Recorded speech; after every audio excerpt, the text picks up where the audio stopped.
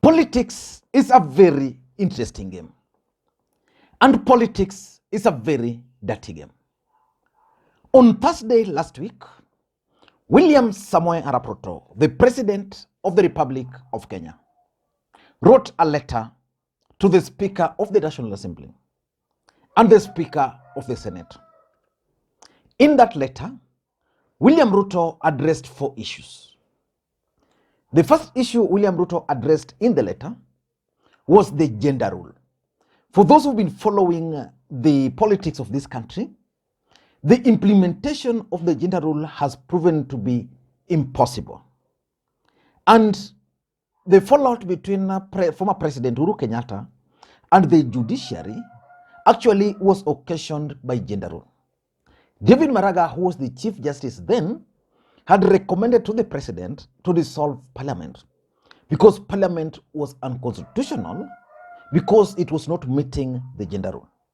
Uhuru Kenyatta, in his wisdom, decided not to go that route. He tried to implement it through the Building Bridges Initiative process. We know how it ended. So William Ruto is trying to fix that gender rule because as it stands today, Parliament is actually unconstitutional. The second issue William Ruto is addressing in the letter is the national government CDF. CDF, the courts ruled that CDF was illegal, unconstitutional, and that members of Parliament should not be part and parcel of CDF. As we speak today, MPs are no longer part and parcel of CDF. And you can imagine members of Parliament with the CDF.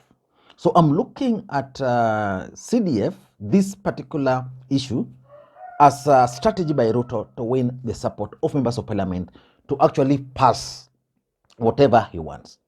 The third issue which William Ruto is addressing in the letter, which is going to form the basis of this analysis, is the office of the official leader of opposition. In the proposal, William Ruto is proposing to create the office of the official opposition. The official opposition in this country is Raila Odinga. So it's going to form the basis of this analysis. So just hold on a bit. The fourth and the last issue he addressed in the letter is actually parliamentary oversight. And when you talk of parliamentary oversight, he's proposing to have Senate Oversight Fund. Remember, senators have been complaining that they don't have funds to facilitate their oversight over county governments.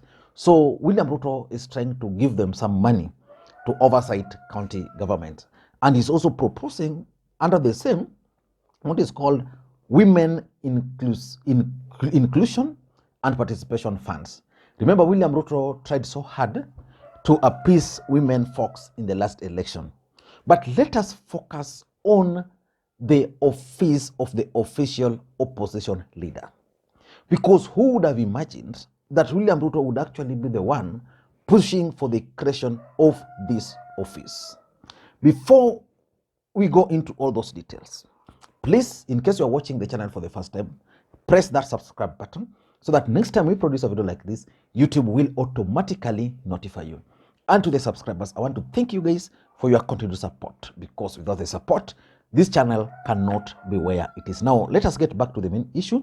And before we do that, please remember to press that thumbs up button. Now, why do you think William Ruto is actually out to create the office of the official opposition leader? Why do you think he's out to do that? For us to understand all this, let us take a walk to 2019 February. On the 19th day of February 2019, William Samoei Arap Ruto went to Chatham House and he gave a lecture. In that lecture, William Ruto addressed 2 main issues, the gender rule, and he also talked of the office of the official opposition leader. I want to take you back to Chatham House and listen to William Ruto's speech during that time. Then I want to explain to you after that why William Ruto is keen on creating that office and the dilemma he is facing. My suggestions are as follows. First, The national government should be reconfigured to comprise the national executive headed by the president and the official opposition headed by the leader of the party or coalition of parties whose presidential candidate wins the second highest votes. That is good for accountability. And secondly, it removes or mitigates the winner-take-all perception. The leader of the party which becomes second becomes the leader of the opposition, and with his or her running mate automatically becomes members of parliament and assume the leadership of official opposition. This formula should apply at the county level as well. I further propose that with the leader of opposition taking leadership of the opposition in parliament, the deputy president should then take over the leadership of government business in parliament. This should be replicated at the county level by deputy governors. The Senate, we must make a decision to make the Senate the upper house. Thirdly, cabinet secretaries should be ex officio members of parliament and must attend sittings of parliament at least once a week, and whenever required to answer questions on the floor of the House. This will remove the perception that there is a disconnect between the executive and the legislature. I, however, maintain that members of cabinet should not be elected members of parliament. Fourthly, we must resolve once and for all the mechanism for the attainment of the two-third gender rule. We must apply ourselves to it, we must deal with it, and we must overcome it. We must resolve once and for all the mechanism for the attainment of the two-third gender rule. We must apply ourselves to it, we must deal with it, and we must overcome it. The contest for the leadership of Kenya should be about track record, ideas, a program that works, because that is what will make the difference in Kenya. It is not about the things that will not matter to the people of Kenya. We were told in 2017 that you cannot win an election on the basis of a development track record as a government. You need some emotional things. You need to appeal to emotion. You need to appeal to your community. You need to appeal to... But we said, no, Kenyans can see for themselves. No, that's William Samoei Arap Ruto, 2019, which means by 2019, William Ruto had decided. Because remember, during that time, there was also the talk of BBI and the rest. William Ruto had decided that for him, he would have wanted a situation where we have the office of the official opposition. But why is he under pressure to create it? 3 reasons only. Number one, William Ruto is under pressure from the US government and the UK government to create that office. As a matter of fact, the moment William Ruto was invited to Chatham House to give that lecture, it showed that the British government started viewing him as a serious presidential candidate. He made a word there, a commitment that he was going to create this office. So those guys have been piling a lot of pressure on him, asking him questions why he's doing this. For the US government, they are looking at it from different perspectives. They want Raila Odinga to have or to be part of government. In fact, if you look at the history of this country, the Grand Coalition government was brokered by the US government. The handshake was brokered by the US government. And this particular handshake in quote is also being engineered by the United States of America. They want to have Raila Odinga around the government. You know, they're never comfortable with Raila Odinga becoming the president, but they are comfortable with Raila Odinga either playing a role in government or facilitating him to check the government. So William Ruto is under a lot of pressure from the US government, which actually made him their project to have that office. If you count the number of meetings that William Ruto has had with the US government in this country since he took over, you'll be shocked. So that's number one. Number two, it could be a strategy by William Ruto to tame Raila Odinga. And someone was telling me that probably Raila Odinga and William Ruto already held some talks. And because they don't want to join government, they are now trying to create an office for him so that he could work from that office. And lastly, I also tend to think that William Ruto is coming up with this strategy to win the support of MPs. Like members of parliament supporting Raila Odinga would then now support William Ruto on the gender rule because he doesn't want to be at loggerheads with the judiciary, the way Uhuru did.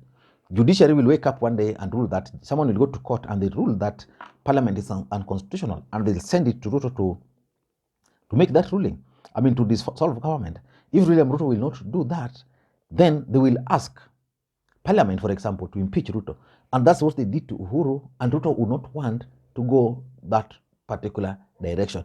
And even including CDF here is probably a strategy by William Ruto to win the support of MPs. But William Ruto is facing serious dilemma in his attempt to create this office. I hope you guys are still enjoying it. Yeah, I think you are still enjoying it. So, but William Ruto is keen on creating this office, but there's serious dilemma. I want to tell you the 4 dilemmas which William Ruto is finding himself in. Some of them he created himself. The first dilemma he's finding himself in is a legal challenge. You know, you cannot create the office of the official opposition in this country through parliament without affecting the structure of the executive, without affecting the composition of parliament, because those clauses are actually protected by the constitution. So for you to change them, you require a referendum, which will mean BBI. When we talk of BBI and William Ruto was at the forefront of opposing Building Bridges initiative. So for William Ruto to achieve this, he will have to go that BBI route. If he can't go that route, he will attempt to go through parliament. And indeed, because politics is about interest, Raila Odinga will whip his members of parliament. The other guy, William Ruto, will also automatically whip his members of parliament and they'll pass the legislation. But a Kenyan will go to court and the courts will declare them illegal. Remember, even the office Musalia Mudavadi is holding in this country today is still illegal. It's nowhere in the constitution. So that's the first challenge, the dilemma he is finding him. If he will attempt to push it, referendum. Remember how he talked against referendum. Remember how William Ruto talked against creating burden to Kenyans. So that's number one. Number 2 is the Mount Kenya. There is the Mount Kenya and then there is the Rigathi Gachagua factor. The Mount Kenya is restive. They are asking themselves several questions. What is William Ruto up to? He created a position for Musalia Mudavadi. He's been meeting Musalia Mudavadi, elevating the Musalia Mudavadi, raising his profile, and mobilizing the Luhya nation around Musalia Mudavadi. The Mount Kenya is asking themselves questions. Mount Kenya rejected Raila Odinga. Mount Kenya wanted to send Raila Odinga home. They wanted to send Raila Odinga to Bondo. William Ruto creating this position will actually create an office for Raila Amolo Odinga. So which means if these guys were keen on sending Raila Odinga to Bondo, then William Ruto will actually be telling them that Bondo ni wewe, this is someone who got 6.9 million votes. He must have an office somewhere. He must have a government car. He must have a government salary. He must have employees. He must have staffs. So the mountain will be uncomfortable And that's something he is dealing with. In all this, I'm yet to hear Rigathi Gachagua passionate about the creation of this office. The day I will hear Rigathi Gachagua leading from the front, because Rigathi Gachagua is an open book, you can read him. The day I'll see him do that, that's the day I'll take him seriously. For now, I take Mount Kenya as restive. Number 3, the third dilemma is facing is that by creating this office, William Ruto is going to create a powerful opposition.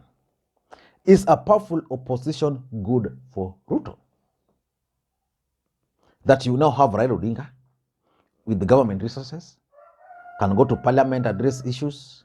Raila Odinga can use the resources to go to Mombasa to address rallies there, castigate Ruto.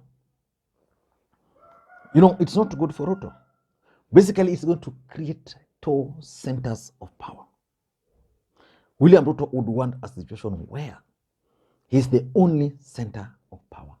You know, the moment Ruto became the president of the Republic of Kenya, we saw people leaving Raila Odinga's camp to join him. They were not joining him because they love Ruto.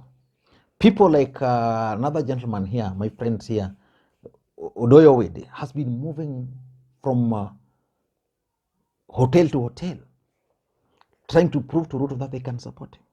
Just because Raila Odinga does not have an office. If Raila Odinga had an office, people would not be leaving him. And lastly, the last dilemma William Ruto is facing is something he also was passionate. And lastly,